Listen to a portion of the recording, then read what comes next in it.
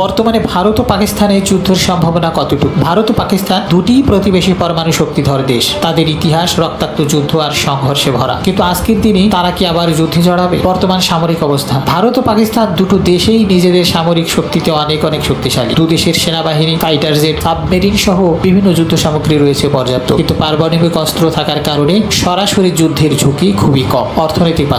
অর্থনৈতিক বাস্তবতায় পাকিস্তান এই মুহূর্তে কিছুটা সংকটে আছে, কিন্তু সেই দিক থেকে কিছুটা এগিয়ে রয়েছে ভারত। তারা এখন বড় অর্থনৈতিক শক্তি হতে চায়, আর যুদ্ধ মানে বিশাল আর্থিক ক্ষতি, যা এখন ভারত কিংবা পাকিস্তান কেউই চাইবে না।